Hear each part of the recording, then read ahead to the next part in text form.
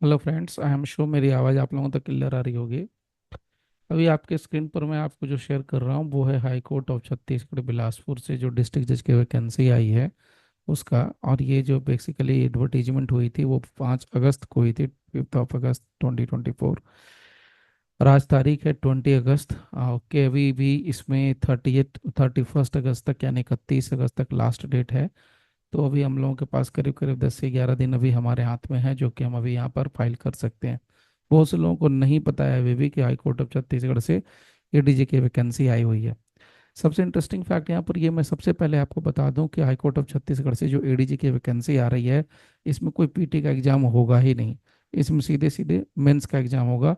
और ये बिल्कुल पुराने तरीके से, पुराने ढर्रे से, पुराने मेथड से ये एग्जाम वगैरह कंडक्ट करा रहे हैं। इवन फॉर्म फिलअप का भी जो प्रोसेस है वो पुराने तरीके से हो रहा है। आप यहाँ डायरेक्ट देख सकते हैं, लास्ट डेट जब तक आने के लिए है 31 अगस्त शाम 5 बजे तक हार्ड कॉपी इनके पास पहुंच जाना चाहिए। एग्ज़ाम रिटर्न होने का जो डेट है वो है 10 नवंबर 2024। सैलरी जो मिल रही है 1,44,840 यानी 1,44,840 रुपये से लेके 1,94,660 रुपये का है। और लेवल J5 है। टोटल जो नंबर ऑफ सीट्स दिख रही है प्राइम ऑफिसर वो आप देख सकते हैं 36 है, 36 है। हो सकता है कि बढ़ सकता है या घट सकता है। ये इन्होंने दे रखा है, नंबर ऑफ वैकेंसी में वेरी। आइए बात करते हैं एलिजिबिलिटी क्राइटेरिया की। तो अगर आपकी उम्र 1 जनवरी 2024 को 35 साल से कम है तो आप इसके लिए एलिजिबल नहीं है। और अगर 45 से ज़्यादा है तो भी एलिजिबल नहीं है। हाँ, अगर आप रिजर्व कैटेगरी में आते हैं, शेड्यूल्ड कास्ट, शेड्यूल्ड ट्राइब या ओबीसी में आते हैं, तो उस केस में 3 साल का एज रिलैक्सेशन आपको एडीजे के फॉर्म फिलअप में मिलेगा। उसके अलावा आपके पास 7 साल का कम से कम एडवोकेसी का एक्सपीरियंस होना कंपलसरी है। ये भी यहाँ पर उन्होंने मेंशन कर दिया है। और ये 7 साल के एडवोकेसी की जो डेट निकाल रही है 1 जनवरी 2024 तक के लिए ले रहे हैं, यानी 1 जनवरी 2024 को किसी भी पर्सन ने अगर प्रैक्टिस शुरू किया है तो वो वहां तक जा करके फिनिश हो जाना चाहिए, यानी 1 जनवरी तक 7 साल कंप्लीट हो जाना चाहिए। उसके अलावा जो जनरल जो यहाँ पर होता है वो इन्होंने दे रखा है। इन्होंने एक और बात करके, वो लोग जो लोग जॉब में हैं, जो लोग बेसिकली एपीओ वगैरह हैं, प्रोसिक्यूटिंग ऑफिसर्स हैं, लॉ ऑफिसर्स हैं, उनको भी एडवोकेट समझा जाता है। और ये सुप्रीम कोर्ट का एक जजमेंट आया था, 2013 का जजमेंट है। और केस का नाम है Deepak Agarwal versus Keshav Kaushik and others. तो इस केस के अकॉर्डिंग, इस जजमेंट के अकॉर्डिंग, ये लोग भी एडवोकेट होते हैं और ये भी एलिजिबल होंगे, बशर्ते कि इनको इनके डिपार्टमेंट से एनओसी या नो ऑब्जेक्शन सर्टिफिकेट लाके फाइल करना पड़ेगा। रही बात एग्जामिनेशन फीस की, तो इनके लिए 1,000 रुपीज है जो जनरल कैंडिडेट के लिए, अनरिजर्व कैंडिडेट के लिए है। और 700 रुपये जो है वो SC ST और ओबीसी कैंडिडेट्स के लिए है जो छत्तीसगढ़ से बिलोंग करते हैं। उसके अलावा सबसे इम्पोर्टेंट पॉइंट है कि यहाँ पर जो प्रोसेस है उसमें एक चालान फिलअप करना है।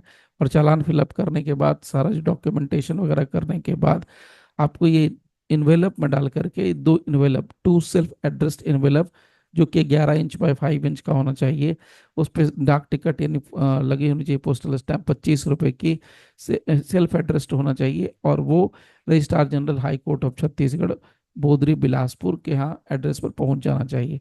और ये जो डेट बताई जा रही है, ये पहुंचने की डेट है 31 अगस्त 2024, शाम के 5 बजे तक यहाँ पहुंचने की लास्ट डेट बताई जा रही है। अब बात करते हैं सबसे इंपॉर्टेंट जो पार्ट है, बाकी तो जनरल इनमें कंडीशंस रहते हैं जो आप लोगों को पता है। मेन जो पार्ट आ रहा है वो है इसका सिलेबस। सिलेबस आपको मैंने पहले बता रखा कि मेंस का पेपर होगा। तो यहाँ पर देखिए सिलेबस में इन्होंने पेपर 1 लिखा है, तो पेपर 1 में आप देखिए लॉ है। और इसमें देखिए मैक्सिमम नंबर जो है 100 नंबर का क्वेश्चन आने वाला है। और ये 100 नंबर के क्वेश्चन में जो सवाल पूछे जा रहे हैं उसमें सबसे पहले पार्ट में ए में इन्होंने 4 सब्जेक्ट लिए हैं। तो जो यहाँ देख रहे हैं CPC है, बी भारतीय साक्ष्य अधिनियम है, लिमिटेशन एक्ट है। इसके अलावा लोकल लॉ के तौर पर छत्तीसगढ़ रेंट कंट्रोल एक्ट 2011 है। इसके अलावा भारतीय नागरिक सुरक्षा संहिता, भारतीय न्याय संहिता, PC act, Chhattisgarh excise act, scheduled caste scheduled tribe act, NDPS, transfer of property contract, specific relief, Indian forest wild life protection, environment protection. और इसके अलावा जो लास्ट में है वो है principles of pleading and convincing, constitution of India. तो ये 4 है और सब में से 25-25 नंबर के क्वेश्चन पूछे जा रहे हैं। पेपर 2 की बात करते हैं तो पेपर 2 में इश्यू फ्रेम करना और जजमेंट है जो सिविल केस का होगा, और फ्रेमिंग ऑफ चार्जेज और writing judgement in criminal cases, ये भी 40 नंबर का होगा। इसके अलावा एक ट्रांसलेशन होगा जो कि यहाँ पर आप देख सकते हैं, इंग्लिश टू हिंदी और हिंदी टू इंग्लिश 10-10 नंबर का होगा। तो अगर मोटे तौर पर कहें तो एक रिटन एग्जाम में एक पेपर है और दो पेपर, यानी टोटल जो है दो पेपर होगा, और दो पेपर यानी कि 200 नंबर के होंगे। अब इसमें मैं बताऊं तो चार, और ये हो गया आपके 4 और 3 7, और एक 8 9 10।